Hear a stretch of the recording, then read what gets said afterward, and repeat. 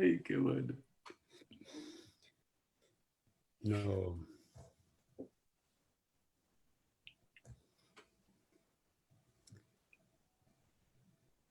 Casi, ¿no? Sí. ¿Ya? Muy buenas tardes a todas las personas que nos van a escuchar en este programa de hoy. Queremos darle las gracias a todos los que se conectan con nosotros desde Europa, desde nuestra querida América, desde África, desde Asia, de cualquier lugar donde se encuentren los que están conectados en esta polifonía literaria, pedagógica y artística. Hoy tenemos un programa muy especial porque tenemos a una persona que es muy especial.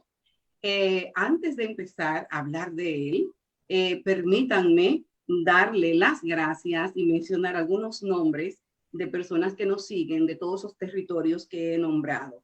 Quiero dar las gracias al escritor José Carvajal, que se conecta con nosotros, a uno de mis ex alumnos de la Universidad Pedro Enrique Sureña, a Jaime Bruno, a las distinguidas profesoras puertorriqueñas, Egna Meléndez de Sidra, Puerto Rico, a Susi Acevedo, a Gloria Rivera, a la ejecutiva del Banco BHD El León de la República Dominicana, la licenciada gerente Dionis Almonte, al abogado y líder político de esa juventud que los mueve a todos, Ramón Pimentel, el abogado Ramón Pimentel, a la señora Emeren H. Álvarez, que también se conecta con nosotros, al ecuatoriano y poeta, escritor Freddy Gómez, al queridísimo, mi gran amigo, ese portento de la poesía española, don Antonio Porpeta,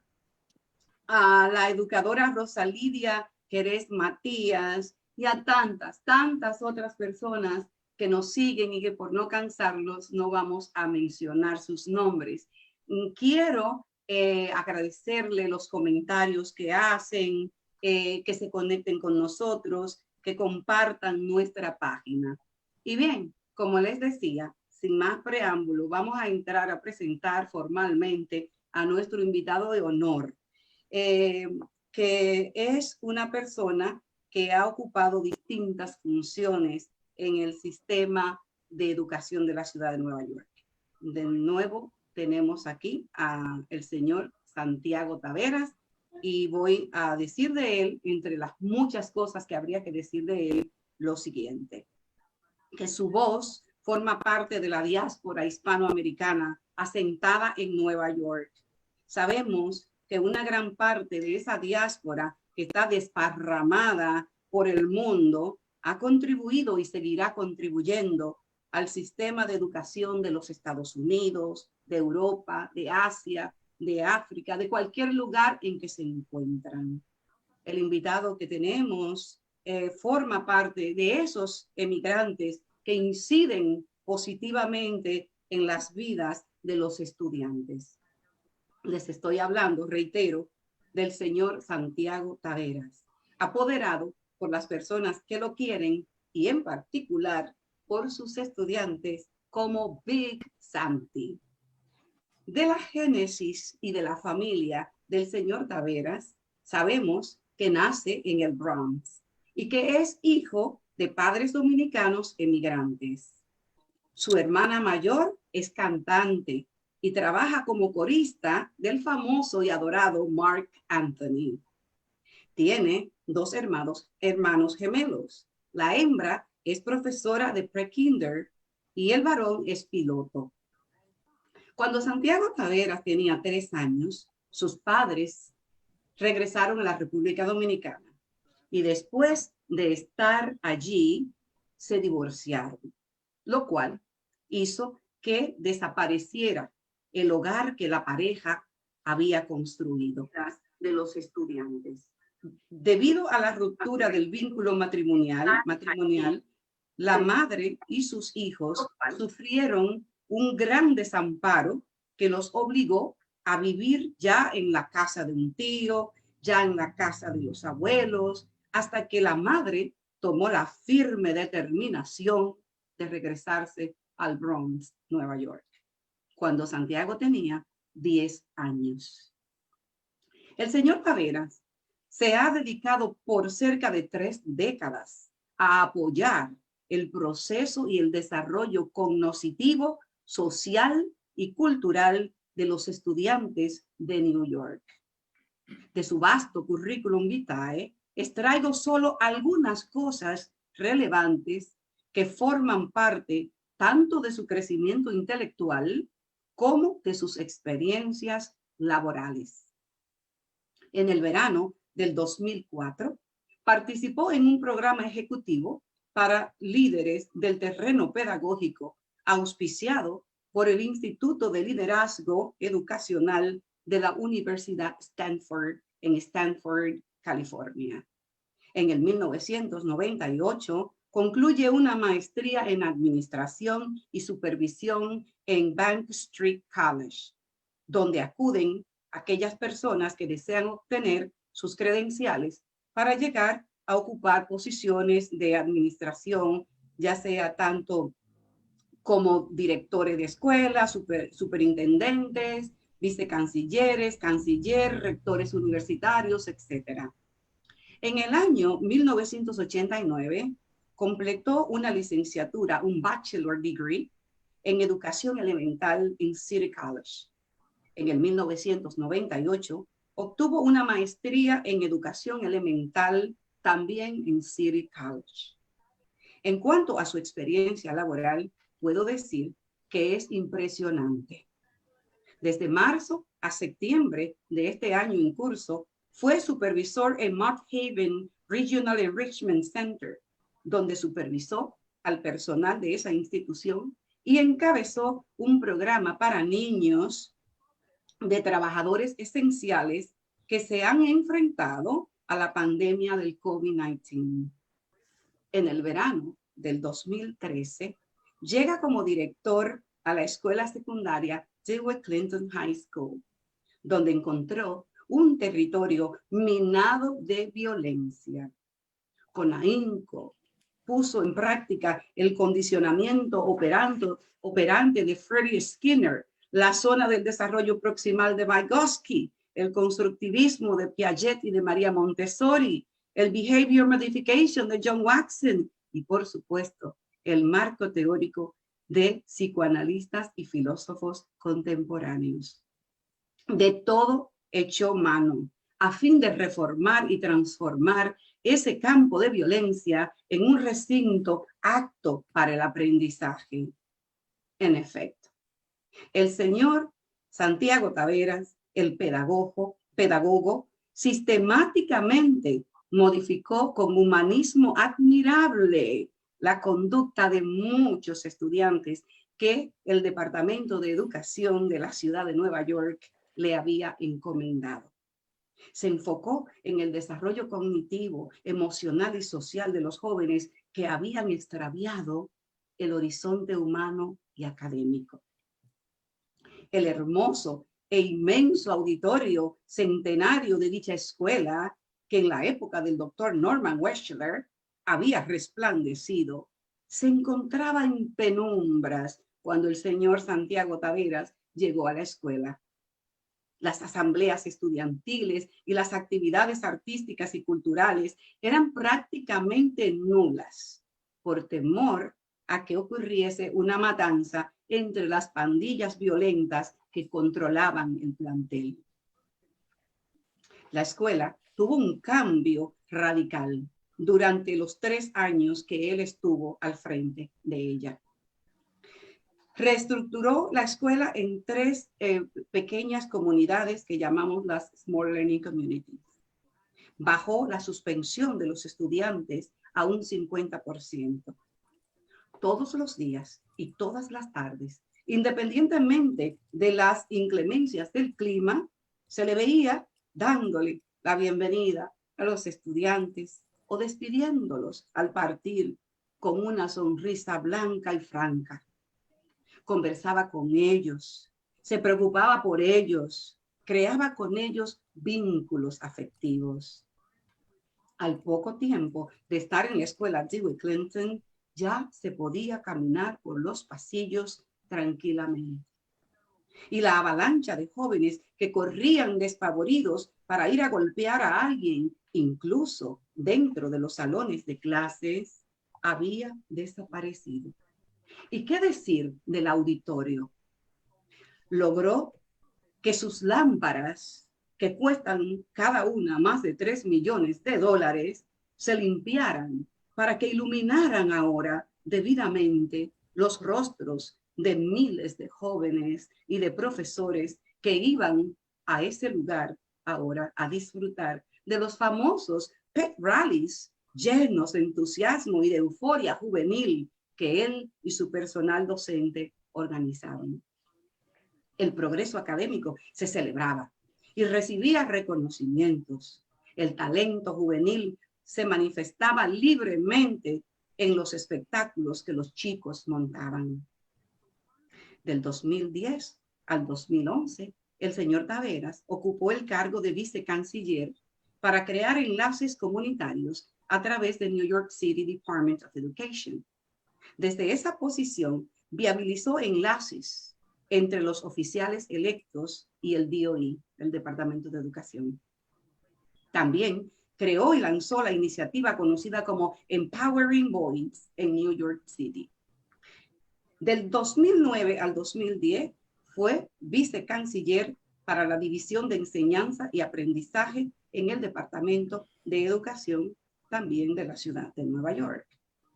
No debe extrañarle a nadie que un hispanoamericano, que de paso dominicano, que haya desempeñado tantas posiciones relevantes en un país de agudas raíces racistas, se haya granjeado un par de enemigos en el camino. Dice Jesús Maestro, un distinguido filósofo español, discípulo del padre del materialismo filosófico Gustavo Bueno, que, y cito las palabras de Jesús Maestro, la envidia es la forma más siniestra de admiración. Y eso se puso de manifiesto cuando el señor Taveras reformaba la escuela Dewey Clinton. La cizaña, la intriga y la patraña que le tendieron venía de individuos que se mantienen en guardia para evitar que los emigrantes hispanoamericanos emerjan a la posición de canciller. Y ya el señor Taveras estaba a un paso de llegar a ocupar esa posición. Por eso había que magnificarle un error y armarle un escándalo. Esa escuela centenaria había sido administrada y dirigida por judíos y por anglosajones solamente. Y estoy convencida que fue por lo que se le dio credibilidad a la intriga y a la denuncia que se gestó en su contra.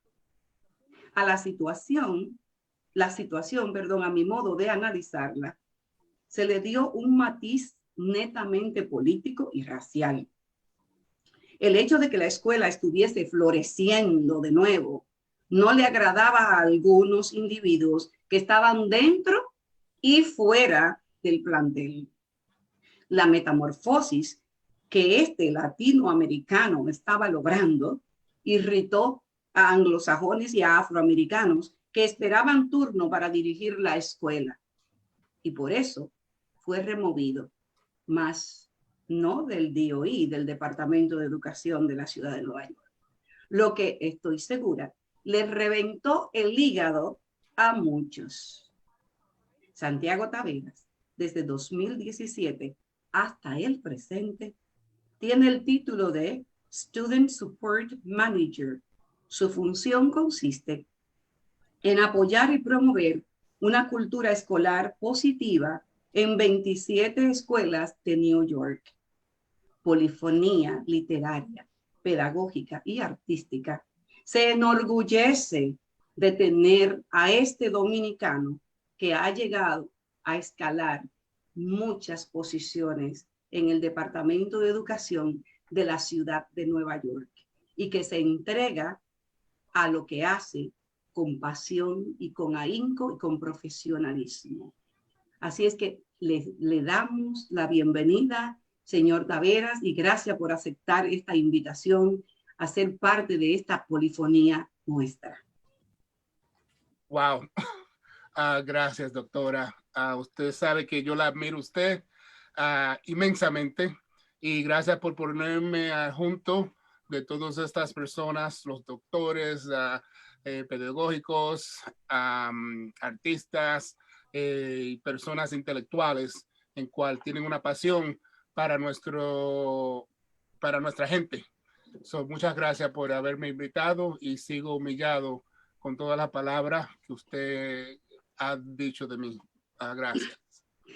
Bienvenido. Me gustaría que usted nos hablara de algún acontecimiento o de algunas personas que marcaron su niñez en la República Dominicana durante esos 7 años de su niñez que estuvo por allá, y también que nos hablara de alguna persona importante que le haya marcado a usted durante su adolescencia en el Bronx. Wow, mucho que decir sobre todo eso. La héroe para mí siempre ha sido mi mamá. Mi mamá con 4 muchachos regresó al Bronx, donde ella estábamos sin lugar de vivir. Ella, cuando yo estaba en high school, regresó a la universidad a hacer su bachelor's degree. Y yo me preguntaba, ¿y por qué mami está haciendo tarea cuando tiene más de 40 años? Y por eso fue que nos dimos cuenta de la importancia de la educación. En la República Dominicana, una de las personas que yo admiro es el hermano de mi mamá. Él es Manuel Mota. Él era pelotero. Él fue el 10º dominicano seleccionado por el Major League Baseball en la historia de béisbol. Y él durante las Navidades, cuando él jugaba para el Licey, y era un equipo de pelota allá, y en vez de que le dieran dinero por los comerciales que él hacía, él quería que le dieran la comida o lo que sea que le estaba promoviendo. Cada Navidad nosotros teníamos bolsas para las personas que no tenían de comer, y eran cientos y cientos de gente afuera de la casa de él allá en la 27 de febrero en la capital, en cual nosotros desde pequeños le estábamos dando las bolsas a esos. Eso nunca se me ha olvidado, que si uno tiene, que debe de dar a los otros que no tienen. Y al fin, la persona que me hizo más impacto aquí en Nueva York fue el primo mío, Juan Matos. Él, la familia de él, mi tía, tenía una farmacia allá en la 26 de febrero. Ella lo puso en la Universidad UA y él hizo su bachelor's degree en pharmaceutical. Él era que estaba supuesto a correr el negocio, pero él cogió el diploma cuando se graduó, lo puso en la sala de la mamá y se vino a Nueva York. Vino a vivir con nosotros. Fui a City College of New York. Se hizo su bachelor's degree en computer science y trabajó para Microsoft y fue un principal en Microsoft. Y él lo que me enseñó a mí es que no hagas lo que otras personas quieren que tú hagas. Haz lo que tú tienes la pasión para hacer. Por eso cuando yo era computer science major, me di cuenta de que me gustaban más las gentes y los niños que las computadoras.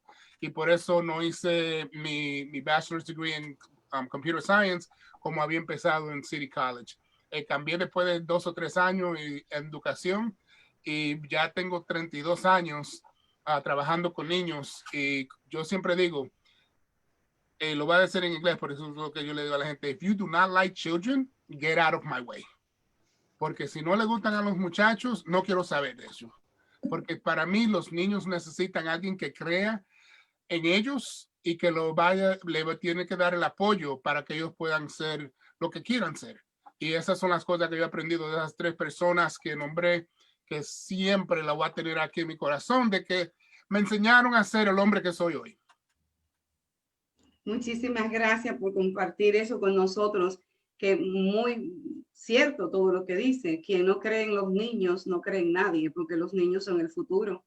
Y debemos en realidad creer en ellos y desarrollarles su potencial ayudarlos a que ellos descubran su talento, qué es lo que les gusta, en qué tienen realmente capacidad para hacer. Antes de pasar al segundo segmento, me gustaría que también nos dijera cómo era ese Nueva York cuando usted estaba creciendo, el Nueva York que lo vio crecer. ¿A qué peligros y riesgos se expuso Wow. Santiago Taveras como jovencito, como adolescente, cuando estaba creciendo? Wow. Mi hermana, que me lleva un año, la Alexandra, que ella es la que canta como Marc Anthony, ella estuvo por aquí. Estamos hablando de nuestra niñez hace ya un mes. Y cuando nosotros regresamos a Nueva York, fue en octubre. O sea, ya Thanksgiving venía. Nosotros nunca habíamos celebrado Thanksgiving allá. Después que conseguimos nuestro primer apartamento, noviembre 1 de ese año, 76, yo creo que fue, no teníamos mesa y la mesa ese día fue un mantel en el piso. El pavo se lo robaron del fire escape porque no teníamos una nevera.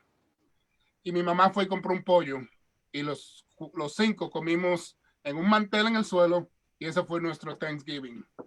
Nuestro primer árbol de Navidad lo hizo mi hermana y me pongo un poco sentimental con papel de construcción. Y ese fue el primer arbolito de Navidad que tuvimos aquí en Nueva York. Nunca fue fácil, pero nunca creíamos que nos faltaba algo, porque el amor de mi mamá nunca nos faltó. Excelente, excelente. En realidad, es una de las cosas que yo siempre enfatizo, que la vida para acá, para las personas que son emigrantes, ya sea aquí en Estados Unidos o en cualquier territorio donde se vaya, a menos que usted no se vaya con la maleta llena de mucho dinero, va a enfrentarse a muchas cosas. Y ahí es donde uno tiene que mostrar la fortaleza humana y los valores de la familia, porque aún dentro de esas circunstancias, ahí estaban los valores de la madre, de la familia, y ahí disfrutaron de ese Thanksgiving que todavía les requiebra la voz cuando usted rememora sobre eso. Y es muy importante que lo escuchen los jóvenes y los que nos están escuchando aquí a través de esta polifonía, ¿no?, que tenemos, para que todo el mundo vea que aunque uno venga a veces de circunstancias que son muy precarias, uno que decide dónde quiere uno llegar. Y mira cómo ha podido usted lograr todo lo que ha logrado. Muchísimas gracias por compartir con nosotros esa experiencia tan íntima, ¿no?, de suya y de su familia.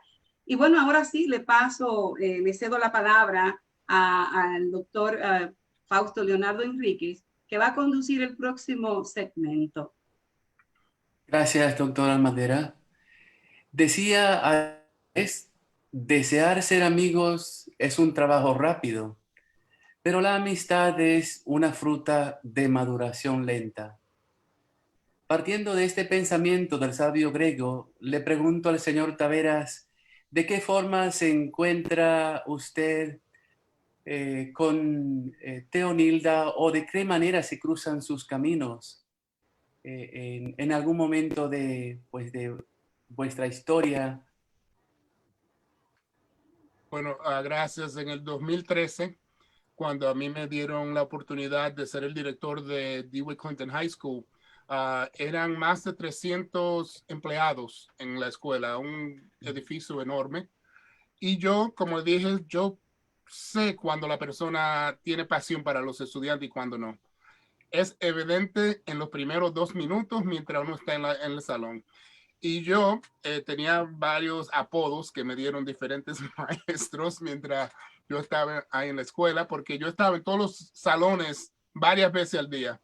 Porque a mí, para ser líder, tiene que estar presente, tiene que tener presencia, tiene que conocer con quién trabajas y a quién le estás sirviendo, qué es lo que estoy haciendo.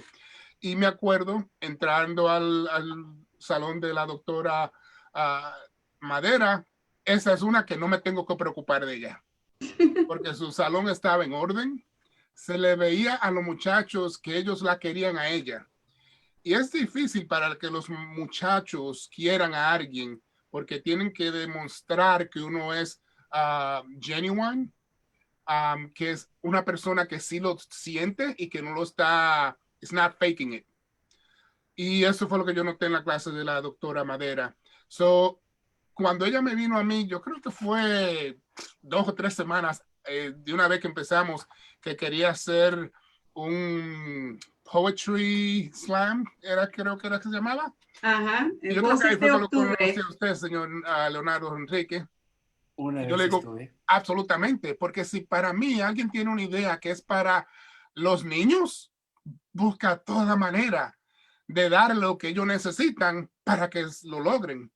So, cuando ella me preguntó eso, ya yo sabía, esa una de las que necesito más como ella. Y no es porque ella esté ahí. Pero eso es lo que yo busco en todos mis empleados cuando era director de escuela.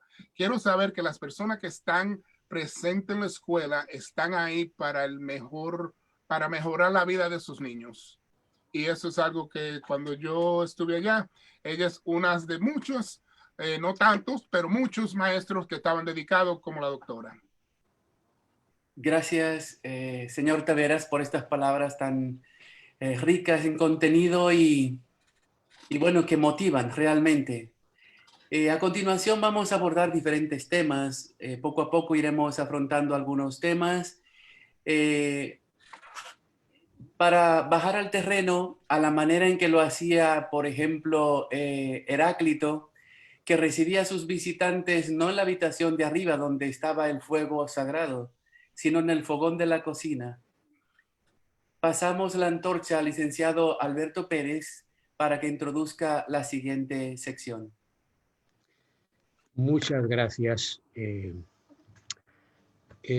profesor Taveras.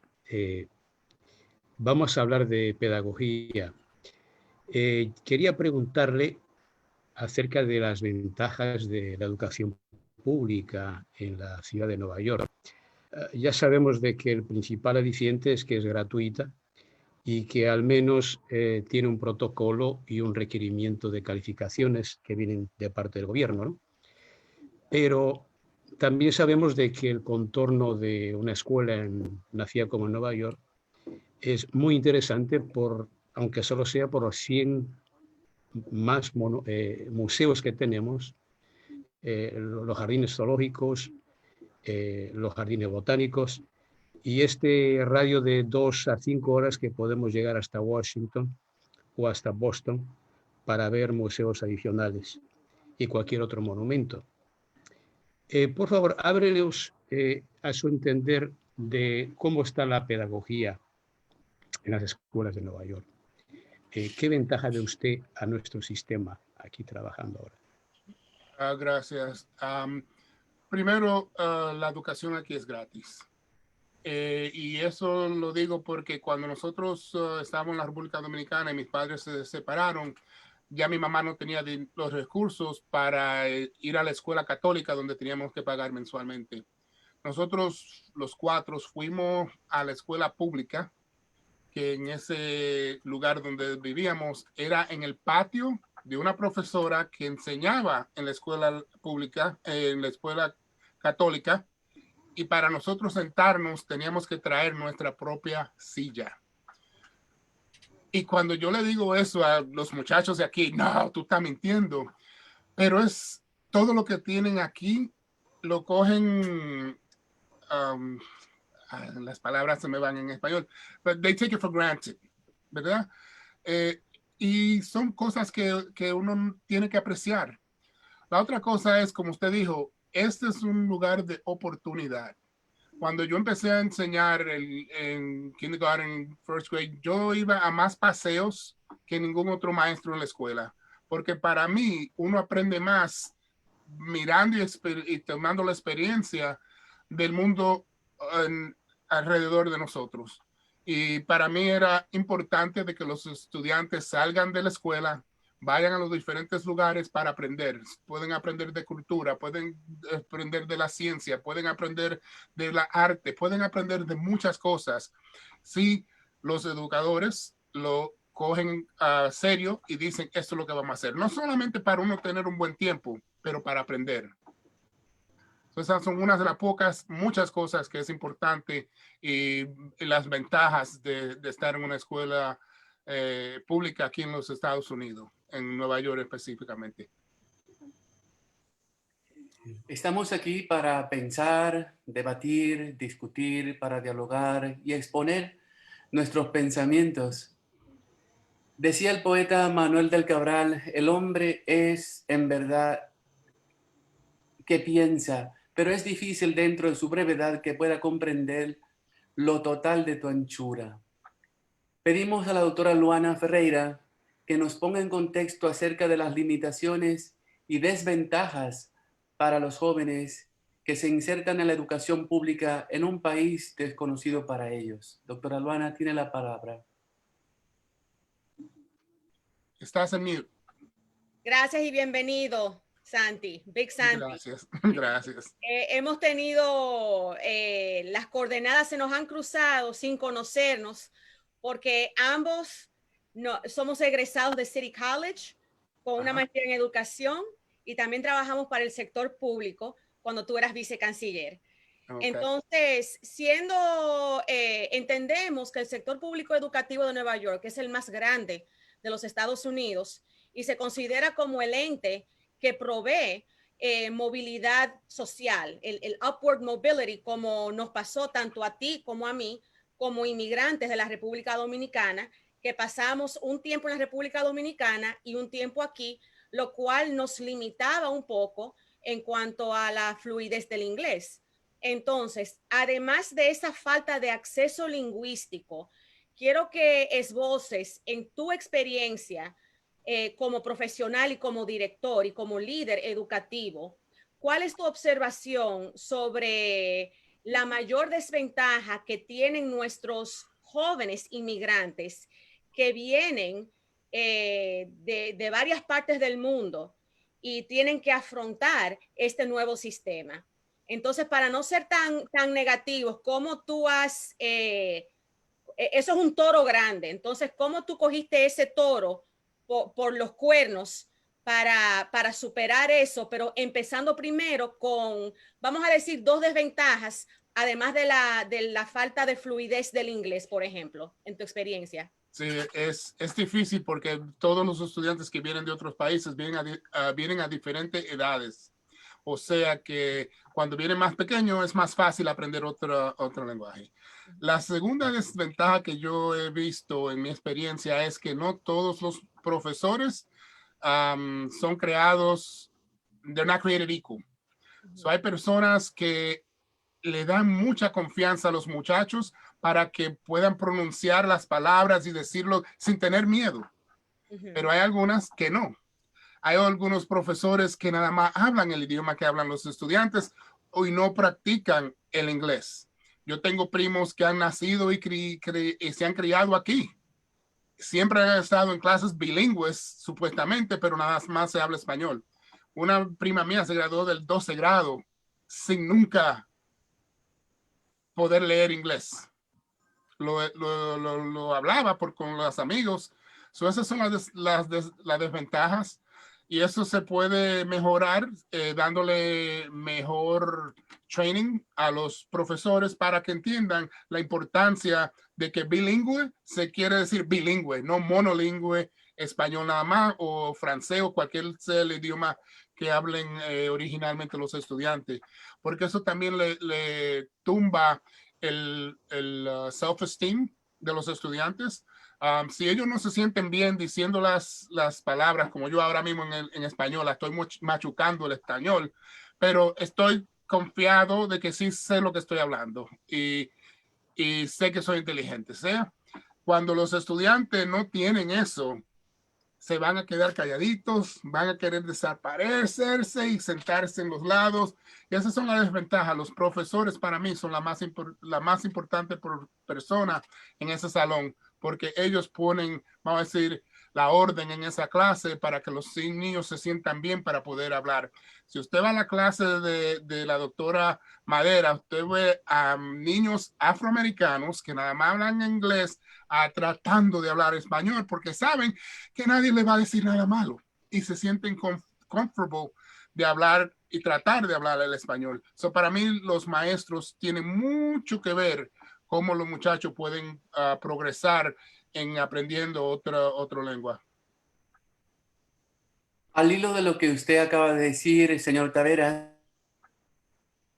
y han ido exponiendo y desmenuzando a lo largo de nuestro programa, Polifonía Literaria y Artística, es importante abordar el fenómeno de la violencia estudiantil, porque ella encierra en la juventud aquello que decía el poeta Eliot, el fugitivo resentimiento en los ojos. Tiene la palabra la doctora Madera para introducir este segmento. Bueno, una de las cosas que inciden y que alteran el proceso de aprendizaje de los estudiantes, particularmente en ciudades grandes, aquí en Estados Unidos, como Nueva York y como Chicago, por decir, mencionar otra, es que vienen muchos chicos que han estado ya bajo la tutela de gangas, de pandillas muy violentas, o que chicos que han venido y que son maltratados verbal y físicamente por padres, por parientes, por alguien, y vienen marcados y vienen resentidos, y entonces no saben buscar ayuda para sanear, para ir por ese healing process de curarse en ese orden, porque a veces las heridas son muy fuertes, son muy profundas.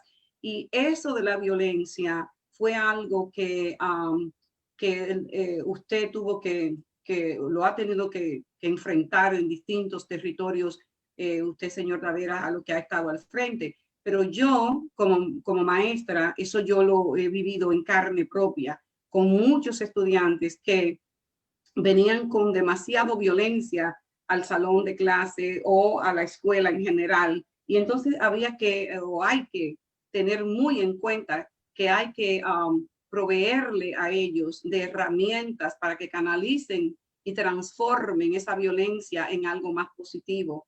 Y eso se logra cuando tú tienes un acercamiento con ellos, con los chicos. Yo recuerdo que habían chicos que eran, que se llamaban o que otros los identificaban ante mí como los presidentes de la ganga tal o la ganga cual, o la pandilla, ¿no? En castellano. Y esos chicos que eran temidos por todo lo demás, venían donde mí, a veces muy fuerte, muy grande o muy pequeño o lo que fuera. Y ante mí eran como si fueran corderitos mansos, porque en realidad ellos sentían que yo estaba allí no para atacarlos, sino para ayudarlos, a que ellos salieran de ese mundo de la violencia. Entonces, yo recuerdo en la escuela Clinton cómo venían esa avalancha de muchachos en la que algunas veces yo misma tuve que tirarme literalmente así contra una pared para que cuando pasaran ese tropel de muchachos por ahí no me aplastaran a mí y a un montón. Gracias a Dios, y lo digo esto por honra de Dios, no por mí, que a mí nunca en general, yo tengo 32 años como educadora, como pedagoga, trabajando, y en el DOI en la ciudad de Nueva York, 29 años. Y bendito Dios, a mí nunca se me armó una pelea en mi salón. No se me ha armado hasta ahora, porque todavía sigo siendo profesora y espero que no se me arme.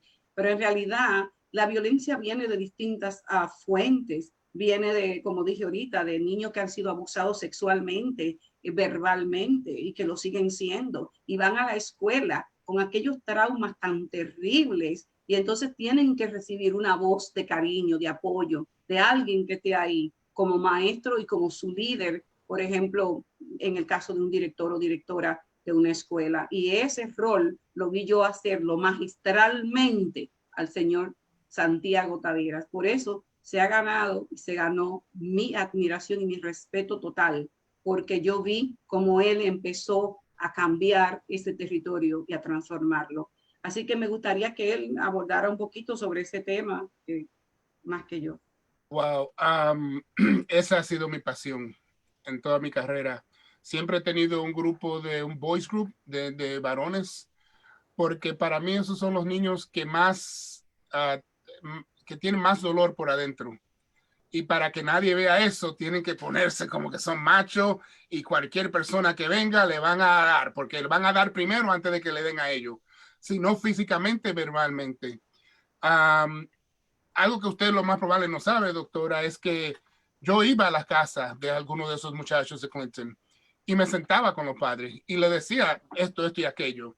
A esos estudiantes que eran los líderes de las pandillas, de las gangas, yo lo quería conocer más que a los otros, porque eso, si yo lo podía lograr con muchos de los otros. Usted no ha tenido ninguna pelea en su clase y que Dios la siga cuidando, porque usted tiene bien claro lo que se puede y no se puede hacer en ese salón. Los muchachos siempre le dan a las personas clues, le dan pequeñitas cositas diciendo qué va a pasar. Y eso es para que nosotros los adultos escuchemos y le pongamos el pare. Pero muchas personas lo que hacen es que lo ignoran y se van para el otro lado del salón creyendo que si no lo escuchan, no va a pasar. En Banana Kelly High School, que yo abrí en el 1997, nadie me cree cuando yo le digo que nunca tuvimos una pelea en la escuela por 4 años. Porque la cosa para mí era, si tú me miras mal, tenemos que sentarnos a ver por qué me miraste mal. Y como humanos vamos a hablar y a resolver cualquier diferencia que tenemos. Cuando yo empecé en South Bronx High School, teníamos Latin Kings y teníamos Bloods. Y hubo un día que todo el mundo estaba diciendo que este iba a traer una pistola, que este iba a matar a aquel. Yo lo sentí en mi oficina, los dos que estaban mal. Lo siento conmigo, y si me decían, oh, porque qué sé yo, ¿qué me dijo? Ok, vamos a buscar a esa persona. Al fin de esa mediation, teníamos más de 30 personas en esa oficina mía, que tuve que mover la fornitura porque no había suficientes sillas para sentarnos en el suelo a averiguar qué pasó. Fue un misunderstanding y no hubo nada. Pero fueron horas escuchando a estos niños hablar de lo que iban a hacer y lo que iba a pasar. Y yo le enseñaba que yo soy grande y sé pelear, pero no voy a ganar nada con eso. Y cómo podemos venir a una solución sin tener que hacer algo violento o físico. Pero son muchas las cositas. Una de las cosas que yo hice mientras estoy en este trabajo presente es tomé un training de Therapeutic Crisis Intervention de Cornell University, y eso le habla y le enseña a los educadores las señas que hacen los niños antes de explotar. Siempre cambia la manera que se están comportando, tal vez lo más mínimo, pero si uno lo ignora, van a explotar. Pero si tú dices, oh, Teonilda, ven acá, ¿qué te pasa? Bebe agua, ven acá otra vez y podemos hablar. Así mismo fue en Clinton. Yo me sentaba con los que eran los gang leaders a cada rato. Cuando yo escuchaba que alguien iba a pasar algo, yo no hablaba con esos que iban a pelear, yo iba a los líderes y los sentaba y los traía a la oficina y hablaba con ellos. Y les digo, ¿cómo vamos a resolver esto? Y no era de una vez que en 2 minutos terminamos, no, a veces eran horas que nos pasábamos en eso. Pero uno tiene que estar vigilante, ¿esa es la palabra? Sí, sí. Es lo que está pasando con los estudiantes. Cuando algo cambia, la cosa más mínima puede cambiar y uno sabe que algo va a pasar. Yo tengo miles y miles de historias que le puedo decir sobre diferentes maneras en cuales yo he confrontado a esos estudiantes que iban a hacer algo que le iban a hacer daño y no pasó nada, porque eso ha sido mi pasión. Siempre un grupo de estudiantes. Cuando yo trabajaba en Central Park East, yo tenía un grupo de estudiantes que lo habían sido arrestados anteriormente. Y hablamos de por qué lo arrestaron, cuáles fueron las decisiones que pueden haber hecho de diferente para que no pase eso otra vez. Y algunos de los estudiantes que ya tienen más de 40 años, que yo eran estudiantes míos, todavía estamos en contacto, y eso eran estudiantes que cualquier otra persona es un criminal, es un delincuente, pero no lo son. eran estudiantes que estaban pidiendo ayuda, pero no podían decir, mira, necesito ayuda.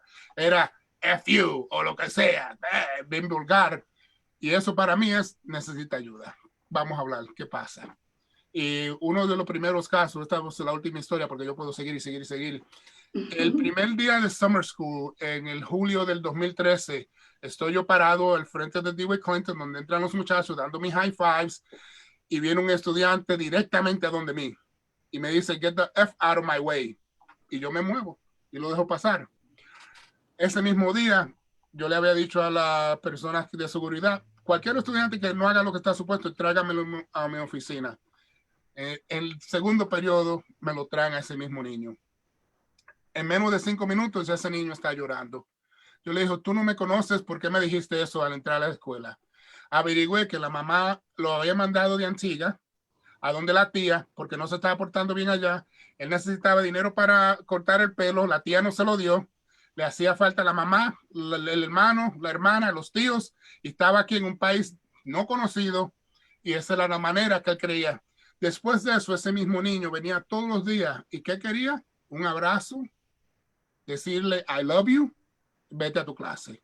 No te voy a decir que ese niño fue perfecto después de eso, pero ese niño lo que necesitaba era el amor de unos padres. Y él no venía temprano, no le voy a decir que venía temprano, él venía tarde porque él no podía dejar ver que nadie lo viera a él dándome un abrazo. Porque eso es lo que él necesitaba. Mi secretaria sabía, mira, aquí está, dale su abrazo para que se vaya a su clase, y así mismo era. Hay veces que los que uno cree que son los más grandes y fuertes son los que más necesitan el cariño de un padre o de una madre. So, la violencia no es fácil en 5 minutos decirle cómo curarla, pero es muchas diferentes cosas que se pueden hacer para reducir la violencia. Pero empieza con querer los estudiantes y saber que si ellos están haciendo algo mal, hay una razón, un motivo que lo están haciendo. Vamos a averiguar cuál es ese motivo y tratar de ver cómo podemos cambiar ese mundo de esos estudiantes para lo mejor. Efectivamente, tiene usted razón, perdón, Fausto, tiene usted razón que lo mayor, el antídoto mayor para contrarrestar la violencia es el amor y enseñarle a los niños el poder que tiene la palabra, la comunicación. Yo siempre le he dicho, he hecho énfasis en eso. Usted puede resolver las cosas de mejor forma dialogando que peleando físicamente, porque a veces si usted sabe utilizar la palabra, ya lo ganó todo. Entonces, eso era lo que quería añadir. Gracias.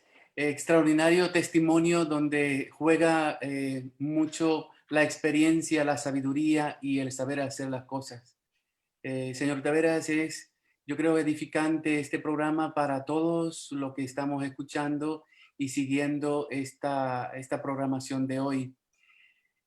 Otro de los elementos que creo que podríamos también abordar es el tema del progreso académico de los estudiantes.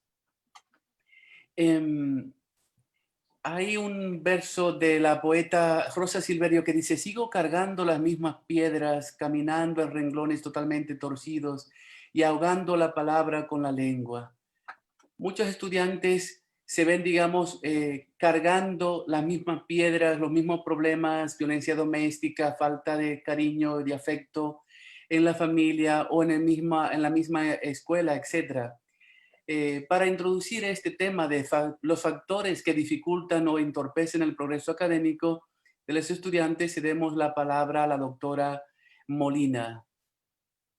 Muchísimas gracias, señor Tavera, por compartir con nosotros sus historias y su experiencia. Este es un programa de aprendizaje, aprendizaje humano, pedagógico, y como siempre digo, yo tengo problemas con las experiencias porque llegan muy tarde, pero en este caso creo que no es tarde, y su testimonio no solamente nos enriquece a nosotros como pedagogos, como educadores, pero enriquece a nuestra audiencia, tanto la local como la internacional.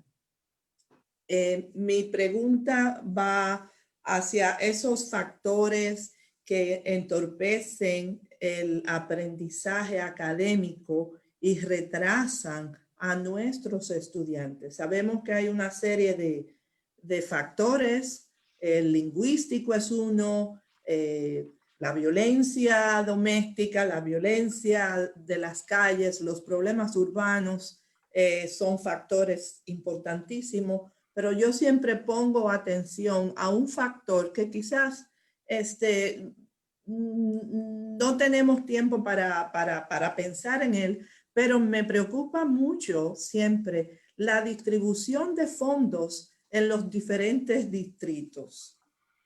Siendo de Brooklyn y haberme entrenado en las escuelas de Brooklyn de altura como Midwood, John Dewitt y Morrow, yo veía esa diferencia entre mis compañeros que iban a las otras escuelas, digamos en Bedford-Stuyvesant, y yo que iba a las otras escuelas. Entonces, haciendo un poco de research, encontré que había una diferencia en la distribución de dinero en los diferentes distritos. Usted, en su posición de vicecanciller y en las demás posiciones que ha ocupado en el sistema público de la ciudad de Nueva York, ¿qué se ha podido hacer y qué se puede hacer para que esos fondos lleguen equitativamente a todos los distritos? Porque se quedan en los mejores, no llegan a los... Doctora Yo Molina, creo que eso es parte de ese entorpecimiento, esa distribución de recursos. Sí, voy a decir, eso es una de las cosas que yo cuando estaba en la oficina central del departamento peleaba mucho con eso. Hay veces que los fondos que se le dan a las escuelas vienen con hilos attached con diferentes cosas. Una de las cosas que yo traté de hacer es que los recursos que le den a la escuela que se puedan combinar para hacer diferentes cosas y no gane esa pelea, porque el Estado tiene algunos recursos, la ciudad tiene algunos recursos, hay grants que vienen con diferentes requisitos, el federal government tiene otros requisitos y es bien difícil tratar de venir con todo. Y más de esos, dependiendo de la escuela, yo cuando era superintendent fui a una escuela en el distrito 2 en cual una de los padres de sus estudiantes eran de mucho dinero. Y yo fui a una parent-teacher conference, un parent association meeting, una asociación de padres. Y viene una mamá y mira y estamos en la cafetería y dice, estas mesas como que están muy feas, bótenla, yo compro otras. Yo le dije, espérate, yo renté un camión para llevar esas mesas que para mí estaban bellas todavía, para llevársela a otra escuela en el distrito 4 que la necesitaban. Y esas son las diferencias en la ciudad. Cuando yo era deputy chancellor y pude ir a los 5 condados y ver la diferencia, me rompió el alma, porque hay escuelas que tienen de todo y hay escuelas que tienen prácticamente nada. Y esas son cosas que parte de eso es político, porque los councilmen y diferentes personas, elected officials, le dan también diferentes fondos para ellos usar discretionary y dárselo a las escuelas donde ellos tienen relaciones. Y muchas veces esas escuelas son las que ya tienen y le siguen dando.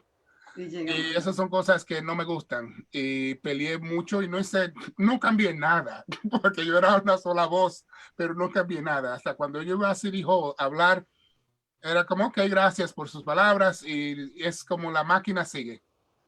Yo tal vez la paré por 2 o 3 segundos, pero la máquina sigue en lo mismo. Esas son cosas que yo siempre he tenido, que no me han gustado, de yo a subir al nivel que subí. Y entendiendo cómo funciona eso, yo dije, wow, por eso fue que cuando yo me fui del Departamento de Educación y fui a Cambridge Education y regresé, yo quería regresar a una escuela. No quería regresar a una posición en la oficina central donde yo creía que mi esfuerzo no iban a ser para algo positivo en la manera que yo quería que fuera.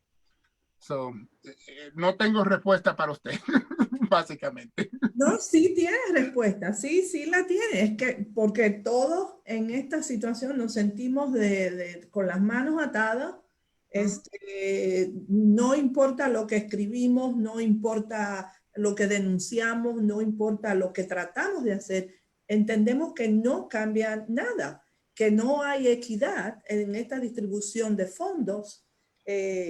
Y que cuando yo me río cuando me hablan de democracia, yo digo, sí, la que le sirve a un grupo y a otro no. Entonces, sí, esa es la respuesta. Espero yo que cambie algún día.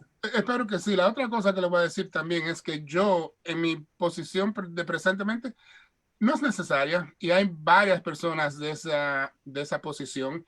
Y yo le digo que si salen de mi posición hoy, no va a ser ningún cambio en las escuelas y ese dinero se puede usar para las escuelas. Hay miles de personas en el Departamento de Educación que es así. Y yo se lo digo a la gente y yo le digo, ok, yo me voy a retirar en un año y una semana, pero no quiere decir que es por eso que yo lo digo. Yo lo he estado diciendo por muchos años, que hay demasiados fondos en las oficinas centrales, porque aunque han cambiado la manera que el Departamento de Educación está situado, aumentaron yo creo que como 10 executive superintendents sin necesidad cuando vino a Carranza al poder de canciller. Esas personas están ganando casi $200,000 al año. Eso hay $2 millones que se pueden estar usando en las escuelas en vez de en estas personas que sinceramente no están haciendo ningún impacto en la clase. Muchísimas gracias. Muy bien, cedemos la palabra a la doctora Madera en este tercer segmento y en las palabras que de a continuación del siguiente segmento. Muy bien, tenemos muy poco tiempo, pero sí quiero aprovechar esos minutos para que usted nos hable un poquito de esta nueva modalidad que llamamos ahora la enseñanza virtual, ¿ok? Ya vemos que la vida nos ha cambiado a partir de marzo, cuando tuvimos que enfrentarnos con eso. Yo puedo decir que a mí por poco me da un infarto cardíaco cuando un jueves nos vamos de la escuela y ya entonces el viernes recibo un email de mi directora actual y me dice, me manda a decir ella, y usted va a ser la primera que sale al aire el lunes. Yo le digo que este fin de semana yo no sé cómo la presión, cómo me subía y cómo me bajaba, y porque yo no tenía ni idea, no había todavía ni oído lo que era Google Classroom ni cómo funcionaba nada de eso. Y para tener que así de sopetón que aprender a crear las clases de Google Classroom, a poner el trabajo que iba a tener, a aprender yo cómo iba a hablar, bueno, fue una cosa colosal, pero gracias a Dios que lo pude lograr y lo he hecho.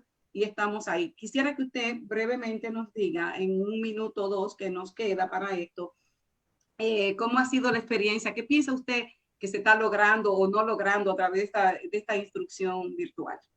Los niños pobres son los que más están sufriendo. Yo creo que el Departamento de Educación no tomó el tiempo necesario para aprender cómo se hace esto, Google Classroom, lo que sea. Y una, para aprender, y dos, para aprender cómo enseñarle a las personas que van a estar al frente de estos niños.